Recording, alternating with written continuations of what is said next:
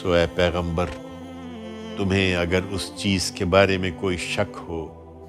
جو ہم نے تمہاری طرف اتاری ہے تو اہل کتاب کے ان صالحین سے پوچھ لو جو تم سے پہلے خدا کی کتاب پڑھ رہے ہیں۔ اس میں شبہ نہیں کہ تمہارے پروردگار کی طرف سے تمہارے پاس حق ہی آیا ہے، لہٰذا ہرگز شک کرنے والوں میں سے نہ بنو اور نہ ان لوگوں میں شامل ہو جنہوں نے اللہ کی آیتوں کو جھٹلایا ہے کہ تم بھی نامرادوں میں سے ہو جاؤ۔ حقیقت یہ ہے کہ تیرے پروردگار کی بات جن لوگوں پر پوری ہو چکی ہے، ان کے سامنے خواہ ساری نشانیاں آ جائیں وہ ایمان نہیں لائیں گے جب تک کہ دردناک عذاب نہ دیکھ لیں۔ سو ایسا کیوں نہ ہوا کہ قوم یونس کے سوا کوئی اور بستی بھی ایمان لاتی،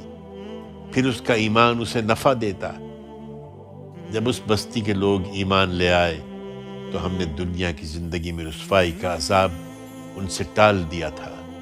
اور ایک مدت کے لیے ان کو رہنے بسنے کا موقع دیا تھا۔